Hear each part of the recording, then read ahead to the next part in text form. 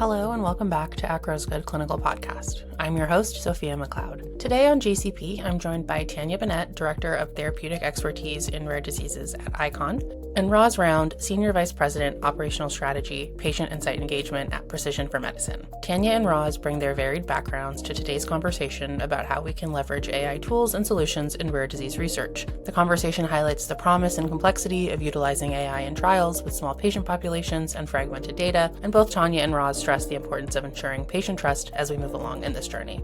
Enjoy.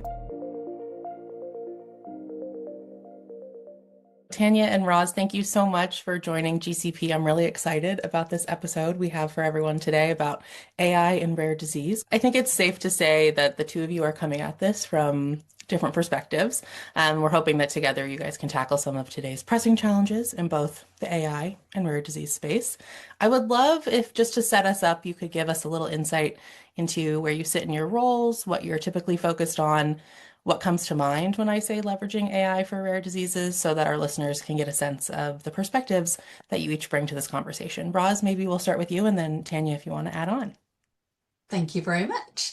Yes, so my role, I am Vice President of Patient Engagement and Innovation at Precision for Medicine. And so it's really looking at the intersection of how we incorporate the patient perspective, but also how we're using AI to optimize the patient experience, but also to make it as easy as possible for patients to access trials, make sure that they have a positive experience in them, and that they feel confident in the way that we're using AI as well. And through the acceleration that we can gain throughout the process by using AI, helping to get those medications to patients faster.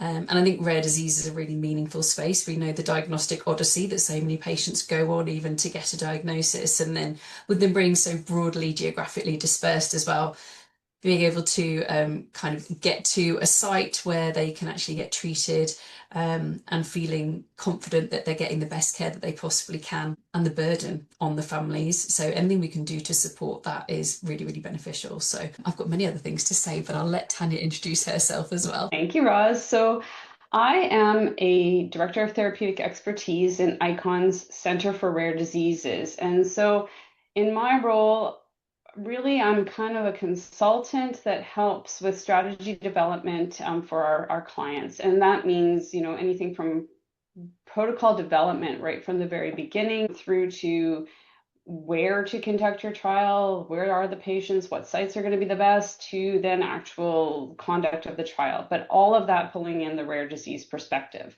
So when I think about AI and rare disease, I also get very excited because I can think of it from a business perspective, of course, where we are focused on efficiency. How fast can we do a trial? How can we keep costs down so that our clients are wanting to do trials in rare diseases that are otherwise, quite challenging, quite expensive, and can take a long time to finish and to get to the end goals here. So from a corporate and business perspective, anything we can do to ease that burden and speed things up ultimately does bring new treatments to patients. And so then from my rare disease perspective as an advocate and helping bring in that role, again, it's getting drugs to patients, but remembering that these are human beings and that although they want the drugs as fast as anyone else, they also have some different insights to bring in that we can sometimes temper and bring balance to how we go about using the tools and developing the tools that we are so excited about.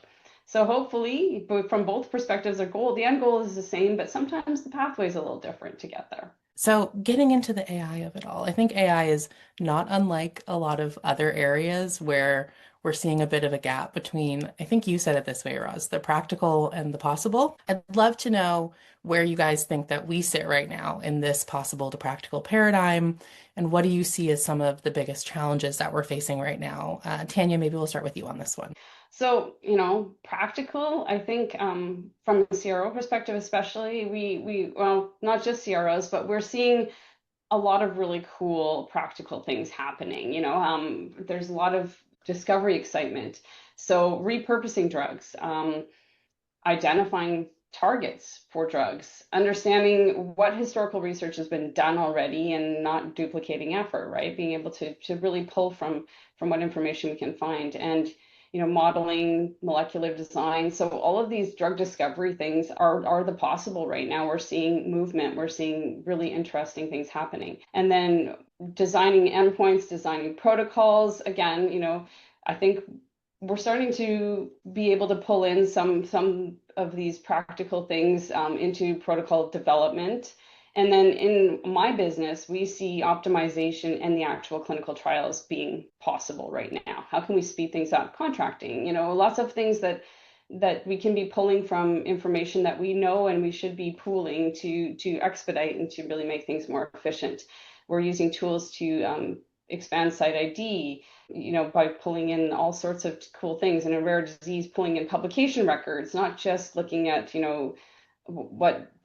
what sites are doing trials, but who are investigating these diseases. Things that were really challenging to do previously when you're scrolling through, when you're trying to really manually pull all this information together, things are happening.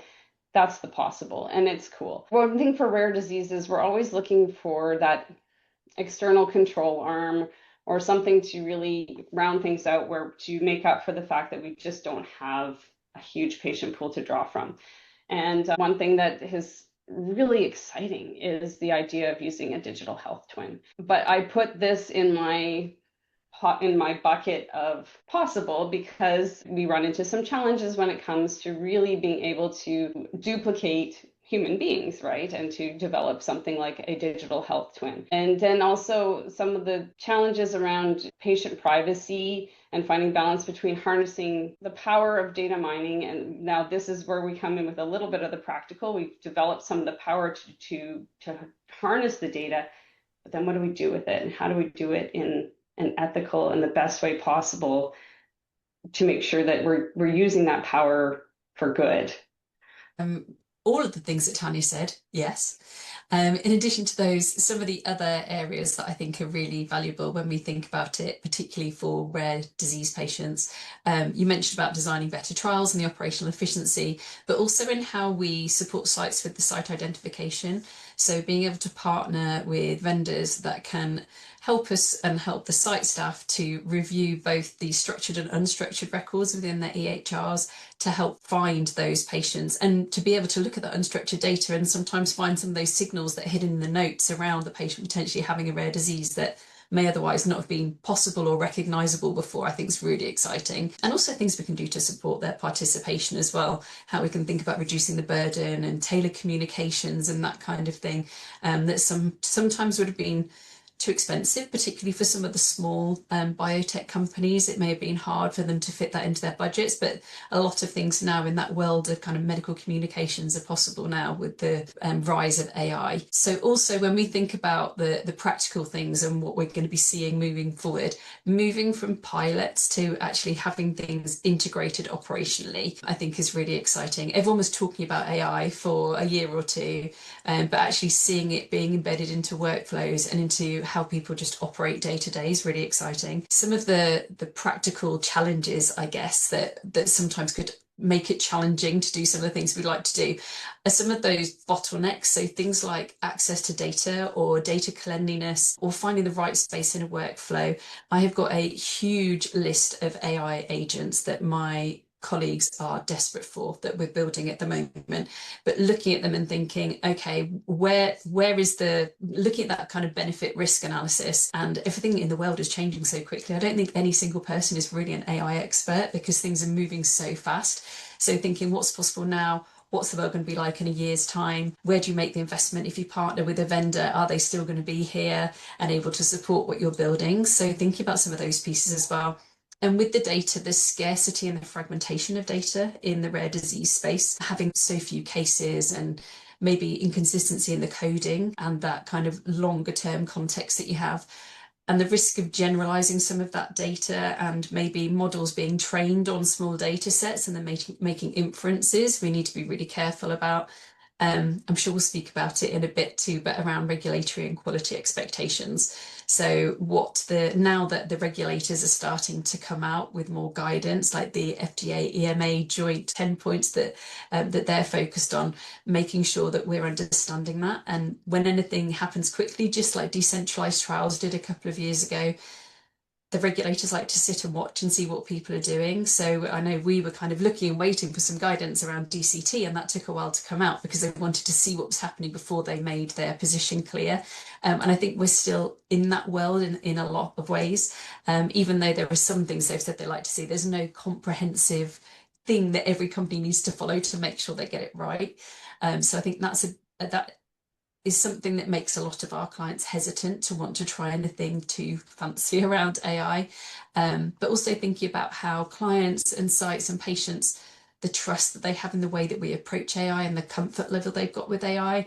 Have they got elements around AI in their contracts? Have they got their own AI framework that we need to follow? Are they happy to follow ours? Are they comfortable with us using their data?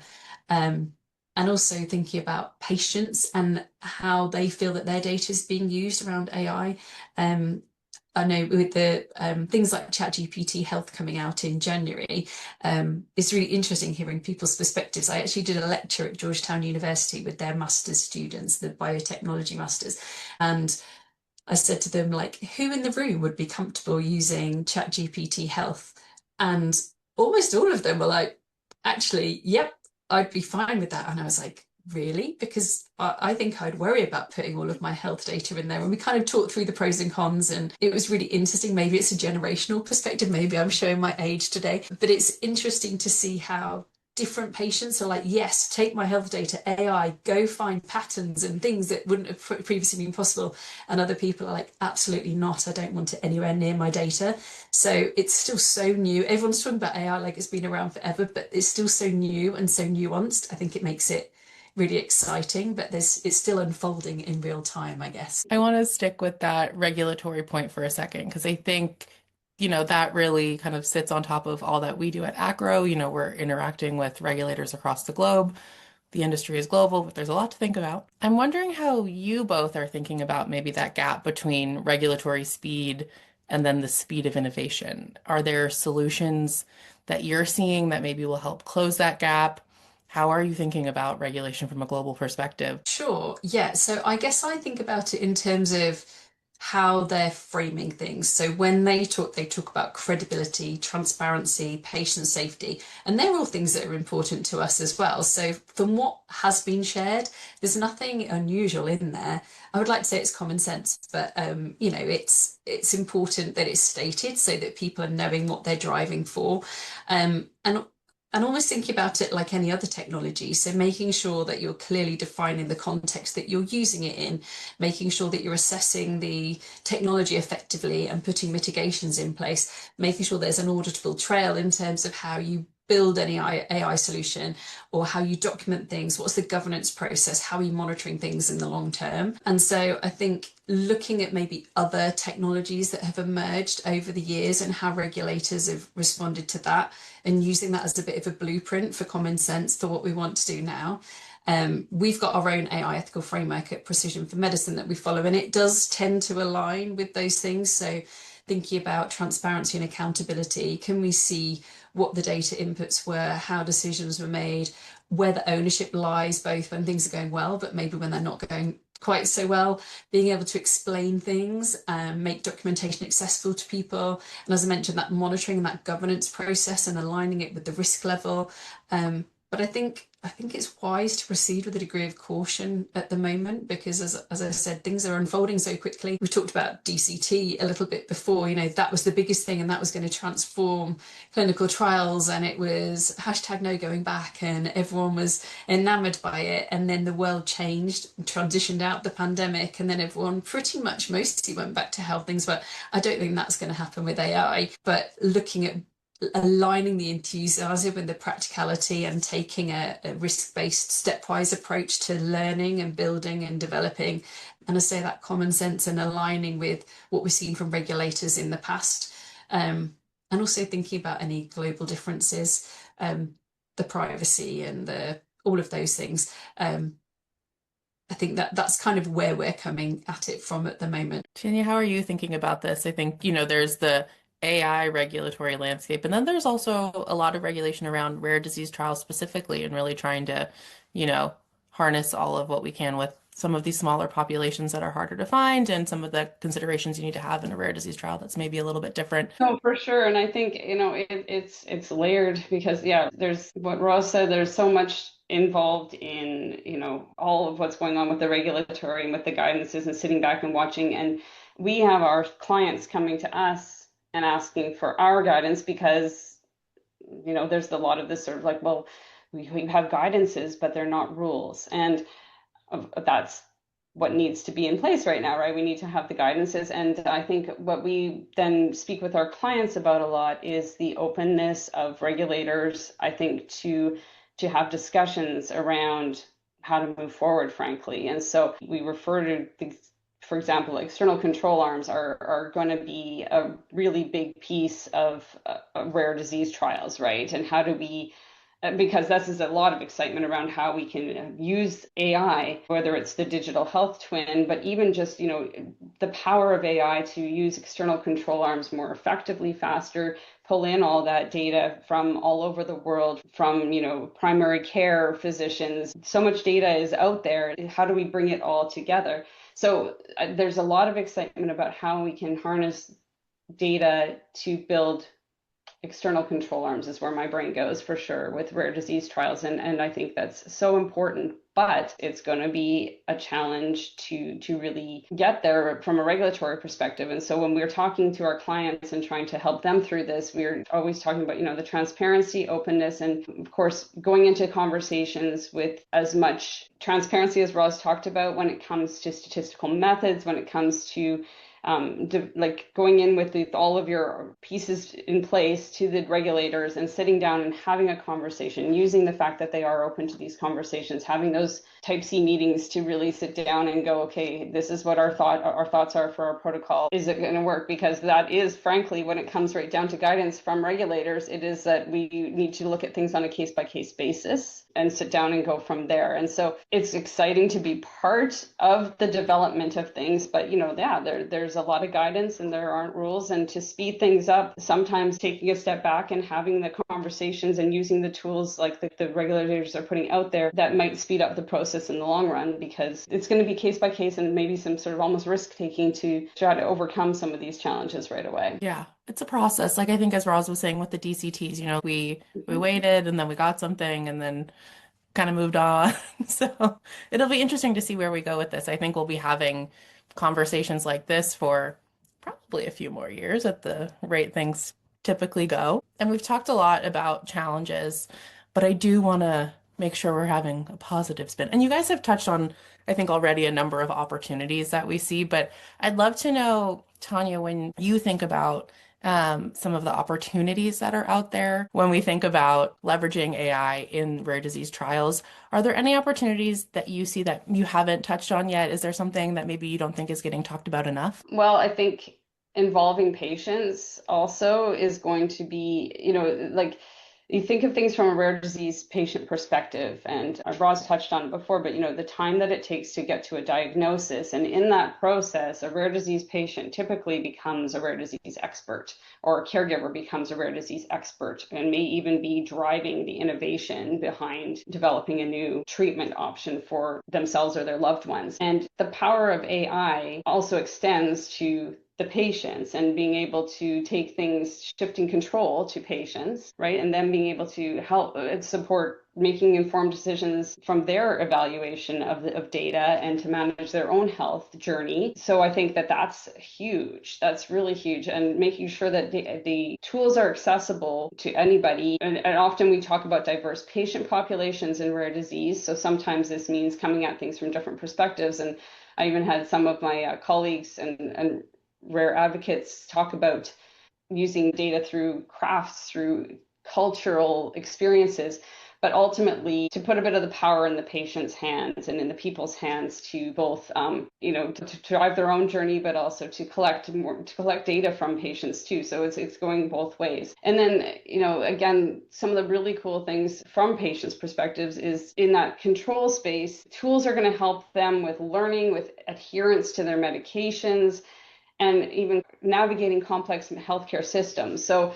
Again, tools that will help patients get to better outcomes faster, conversational assistants that just are used to enhance, patient learning and daily self-care. So there's so much from a patient perspective that I think are really amazing innovations and bringing in power from voices that are generally, maybe not heard as loudly, that they're now going to be able to empower themselves more. I agree that the challenges are underlying everything that we've spoken about, but I think we've spent more time coming back to the fact that we clearly are very excited about the opportunities and the time and the place that we're at right now when it comes to opportunity.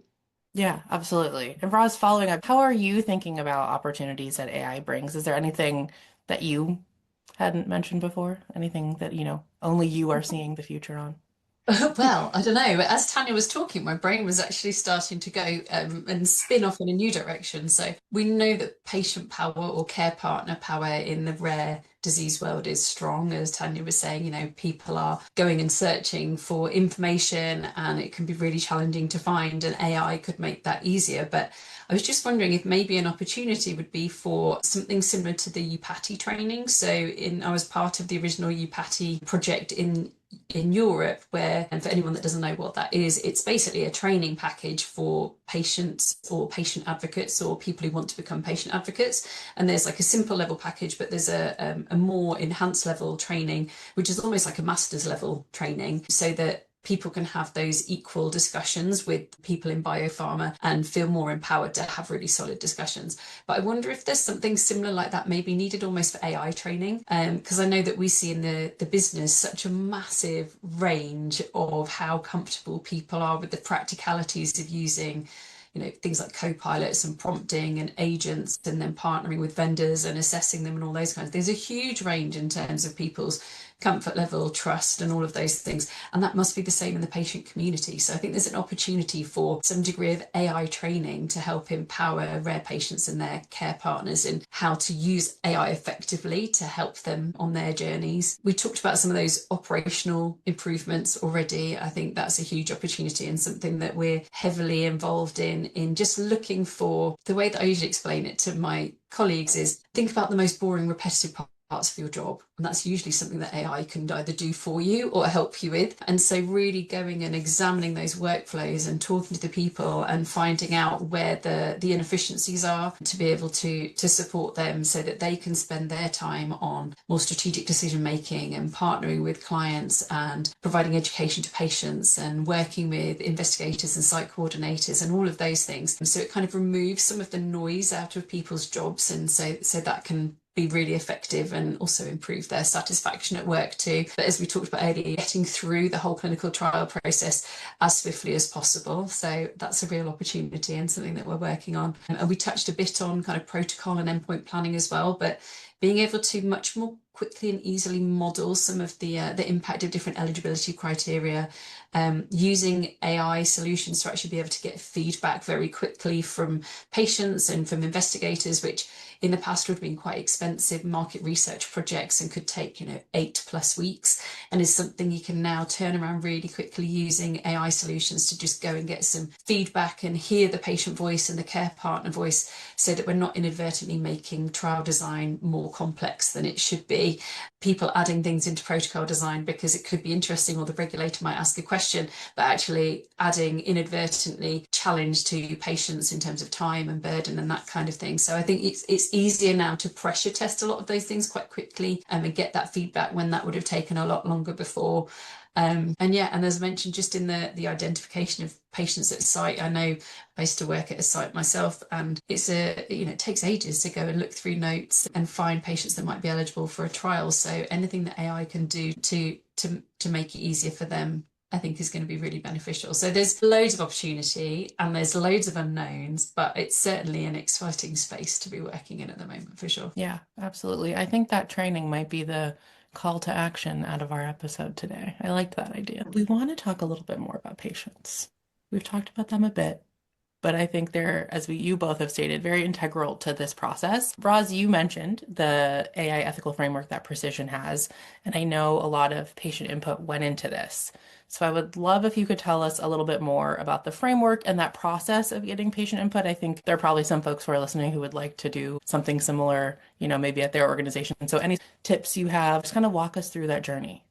Yeah, of course. Yes, so it's something that I thought about fairly early on when we started talking about AI at our organization, because I think level setting for everybody what the expectations are from a moral, ethical, practical perspective is really, really important to make sure that everyone's heading off in the same direction with the same view in mind. And we can only do a good job of supporting patients and care partners if they're involved in that too. I always find it interesting. I used to do a lot of patient insights work. I still do, but it used to be like the main part of my job. And we were very lucky to have a well-known patient advocate who also has a technology background and so really has that insight into AI, who was able to come and work with us and review and provide feedback. And a lot of the discussion was around trust in, do patients trust what we're doing as an organisation? Do they trust that what we're providing to sites and regulators and implementing into our trials, do they trust that we're doing the right thing?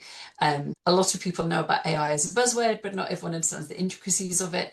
And so making sure that we had those foundations and we talked about our purpose and the care and the thought and the protection for our trial participants and the importance of data integrity and really highlighting that. There are some core kind of elements of the framework that we put in place that I think are critical. So some of them I mentioned a little bit before, but the transparency and accountability. So always striving for explainability of the information, making sure you can explain how that happened and that it's documented and that you've got a human in the loop to make sure that they're reviewing things at the appropriate times, and then having that ownership of the solution and that governance over time. Even if you're just creating simple apps in like Copilot Agent Builder or Copilot Studio, the model changes in the background and it can break your agent, and then loads of work goes out the window or results could not be as accurate. And so making sure that you're always keeping an eye on that and have a clear cadence and accountability for that. The data privacy and security is really important, of where data is going and where we feel that AI is appropriate, or maybe where we feel that not enough is known yet. Even if a solution sounds like a great idea and it would save loads of time or be amazing for patients, if we're not confident yet that AI is quite there yet, or that there is any question around privacy or security, making sure that we're kind of not going down that route, but where we are, making sure we have strong protections in place and anonymization approaches, particularly in rare disease trials where obviously there are so few patients and there could be worries for them about them being de-identified. Making sure we're really careful about that. Our models are trained as well, so there being some bias potentially into the different AI models, making sure that we're addressing that. I read a really interesting article. So when I first started prompting, thinking of the most basic things we do with AI, when I first started prompting, I was like super polite, and part of that might be because I'm English, that I'd be like, please can you tell me the such and such, thank you very much, bud. And I was like, I'm being so polite, AI is going to be really nice to me. Then I read an article that said most AI models are trained on data in a way that is sometimes more direct in terms of how people communicate. And so the more direct you are, actually, the better results you tend to get out of it. And you confuse the model a bit by being so polite. And I was like, oh, so even in how the underlying models we use all the time are built, there's a degree of bias. We can never escape it. But by having a range of colleagues to help shine a light on where some of that bias could be, thinking about how we're using data and the training and things that I mentioned before, and mitigating for any bias proactively, I think is important. Only using it where we really need it. So making sure there's always a purpose, not just doing it because it sounds fun or exciting, or your colleague had a really cool idea and you want to see what happens, but making sure there's a clear purpose and that it's an ethical purpose and it's being used where it's really needed, and we're careful about the implementation. We never used it for anything to do with making decisions related to patient safety. That's just like a hard rule in our organisation. Then yeah, collaboration and engagement with our colleagues. So I may be heading up AI operationally at my organisation. I've done a lot of the jobs in our company, but haven't done all of them. So it would be wild to think that I could design solutions that met all of the needs of everyone in the company. So collaborating with our expert colleagues who are actually going to be using the solutions that we're putting in place and making sure that We're using those internal SMEs. The external SMEs are like the patients, site staff, sponsors, that kind of thing, to make sure that we're building in the right way. And all of those pieces are part of our ethical framework, making sure that we're building in the right way for the right solution, everything's governed, data secure, and really it's useful enough what we're doing, either to get that drug to the patient faster or to provide something that matters to patients. Yeah, no, I think that's also important. And Tanya, you obviously are working a lot with patients, and I would love to get your thoughts also on these types of patient-informed frameworks. Do we need more of them? My guess is going to be yes. But what are some of the things you've learned from this type of work? Yeah, well, I think Roz brought so many really good insights in there, and I think I would reiterate basically everything she said, and I think it's so important to bring the patient voice in. And I'm going to use an example because I have it at hand. When we're doing everything that we do, there's the excitement of science, and you get really excited about, well, I get really excited about science coming from a basic science background, and what looks statistically significant versus what's actually clinically significant to a patient is one side of things. And also just we always need to be bringing the patients back into the conversation, as Roz really eloquently said. So my example has to do with, we're always asked about how we're going to identify patients, right? We're always trying to find these supposedly hidden patients. And in rare disease, diagnosis is so challenging, and using tools to pull in pieces, ICD-10 codes, pieces from electronic health medical records, it seems like the obvious choice, right? We should be pulling in all this data to find these patients so that we can bring them these amazing opportunities that we're developing. Mostly true. But every now and then, sometimes in rare diseases in particular, maybe those patients are specifically not getting diagnosed by their own choices. And this did happen where I was really excited about a clinical trial, thought we had something really cool, talking to an investigator saying, well, do you have patients? And they said, well, yes and no. I have a patient who, if you look at their health records and you pulled in those codes to diagnose this patient, absolutely they would be diagnosed with this rare disease. But they are choosing not to pursue that diagnosis, which would involve a few more steps, because they would then have an underlying condition, and that will impact their healthcare for the rest of their lives, their healthcare and maybe many other aspects of their lives. So we always have to kind of have this in the back of our mind, where what we perceive as doing good, is it always doing good? And this is where the patient voice comes in, I think, in so many ways. That's just one example. But there's two sides to all of these stories, right? And for sure, I think we would have far more patients who would be very excited about speaking to how we can pull bits and pieces of the puzzle together to help them to get to a quicker diagnosis, or to look at endpoints and talk about, maybe there's a biomarker, maybe there isn't, maybe there's a traditional historical way of looking at an endpoint in a clinical trial, but is any of this clinically meaningful to those patients? That's really, really what it boils down to, is like, are we doing good? And how do we always keep in the back of our minds, it's not even do no evil. How can we be doing real good in the work that we do every day? Yeah, and that's the type of stuff, like you said, you wouldn't think about that if you weren't actually engaging with patients and hearing about some of their concerns. So I think that's super important. We touched on this a little bit earlier, Roz. It was a bit of a spoiler, but I'm glad to, kind of come back around to this one again. But the idea of trust with patients in AI, and maybe it is a generational thing. Maybe the people, the young people don't need our tips and tricks on trust, but maybe for some of the older folks. What are you thinking about when you think about building trust with AI? How do we talk to patients to help build that trust among the community around using AI in a clinical trial they might be participating in? So I think having things like the ethical framework in place and having that clearly visible on your website, so that if patients are looking into what you're doing, that they can see that, and that's a clear signal to say, yes, this company's thought about it, they care about me, they're doing the right thing. In talking to patients about AI, I think their main concern often tends to be, is AI going to be used to make healthcare decisions about me? And is the world and me ready for it yet? And so being intentional about explaining where we can, where AI is used. So I say at the moment for us, it's more supporting clinicians and supporting study teams and things to be efficient, and it's more about driving internal efficiency and internal solutions. I think more things externally will come, but we're erring on the side of caution for now. now. But yeah, highlighting those things. So the transparency that I mentioned before. So explaining where AI is used, if it's used in some of the recruitment piece, or if it's used for scheduling, that might be something people like, great, scheduling, I trust it, and that's going to make my life easier because I'm not going to be faffing around for ages trying to do something. Or maybe it's summarizing information for me, or as Tanya said, maybe it's an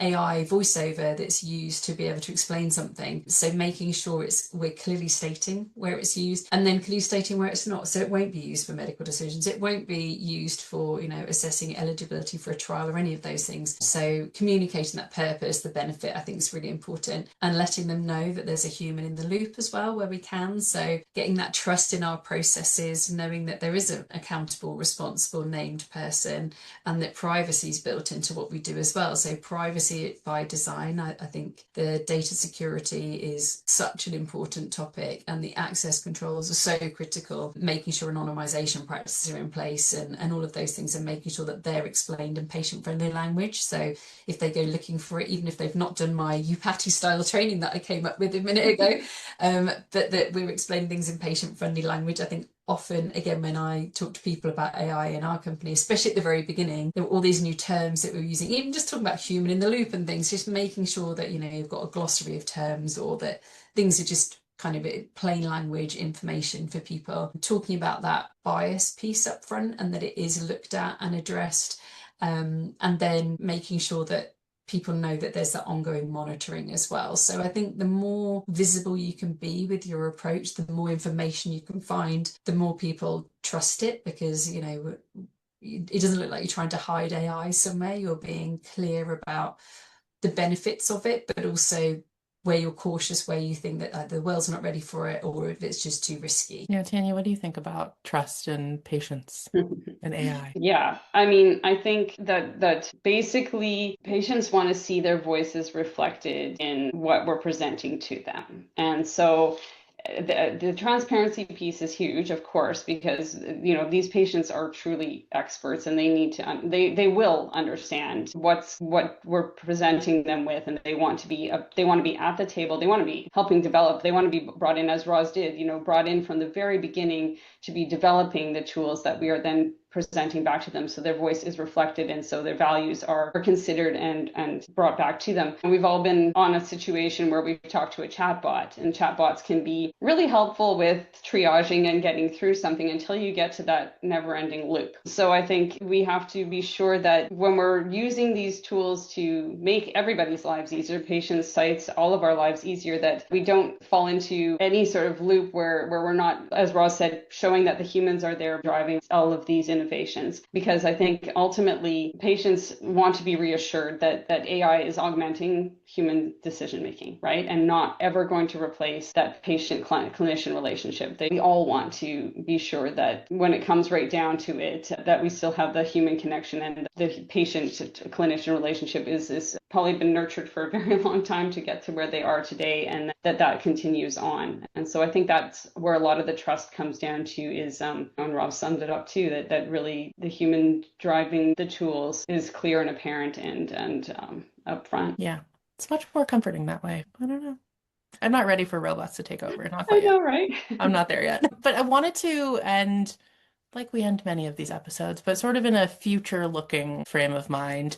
I'm wondering what each of you find most exciting as you look ahead, either in rare disease or AI separately or together. What are you excited about? What do you see coming down the pipeline? I think the idea of, with the scarcity of data, with the dispersion of data globally for rare disease patients, it's exacerbated by just the rarity, right, of these diseases. We don't have a huge data pool to be pulling from and modeling from. But that said, because these patients and patient advocacy groups are so powerful and have been so innovative on their own, we have like registries all over the world for different diseases that have different data sets that have started to collect here and there.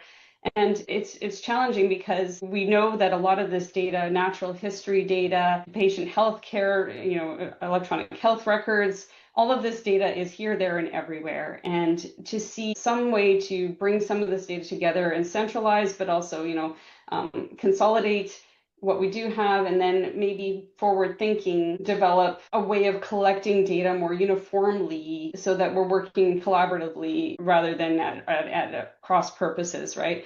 So, I mean, it's a bit of a dream because, I mean, it has a lot of moving parts involved, but I really think for the idea to use external control arms or even to develop models that are going to be really meaningful for some rare diseases or specifically ultra rare diseases where there just isn't not that data, we're going to need or we're going to want to use these tools to model some of the data that we just don't have. We need to really be working together to pull together what data we do have. And so for me, that is something I look forward to. And then the other side is keeping focused on those meaningful clinical endpoints. And that ties into regulatory, how do we work with regulators, how we work with the data that we do have, and to be innovative and adaptive and not just rely on, well, this worked historically and this got approved this way, so that's the way to do it. Well, we don't always have a clear, easy endpoint to work towards to satisfy everybody. But maybe there's something here that we can really be tapping into to try to improve what we're doing for everybody. But it will speed things up, it will make things more efficient, and it will ultimately get patients new treatments that'll be more effective and make a bigger difference in their lives. Roz, what about you? What are you excited about? So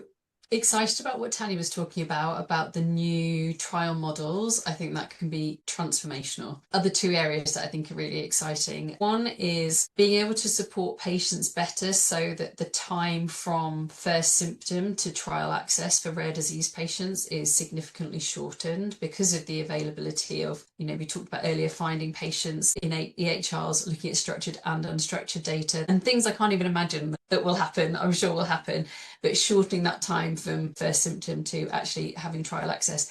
And also not just trial models, but company models, either sponsor or CRO, that I still work with people now who worked in the days of having to submit truckloads of paper records to the FDA. And then we've moved to, more electronic work, but that's kind of a replication of what we did on paper, but on a computer often. And I think with AI, we have the opportunity to step back and potentially completely reimagine how our companies could work. There's huge inefficiency in any company, and we're so highly regulated, we have to be really careful with making sure that we, document everything very carefully. But I wonder if we would step back and have a think now if we would be designing our organisations in the same way as we did when we went from paper to online. And so I think that's a real opportunity for us as an industry to start examining our operating models as well. So yeah, supporting patients with getting to trial quicker, trial models and company models, I would say that they're the most exciting things the next 5 years. Somewhat aspirational in some areas, but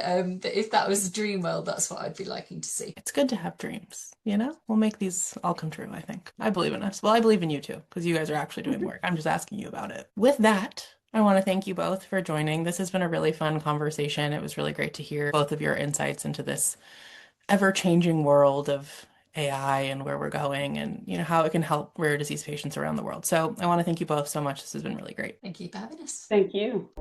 Thanks so much for tuning in to ACRA's Good Clinical Podcast. We'll be back next week with a new episode.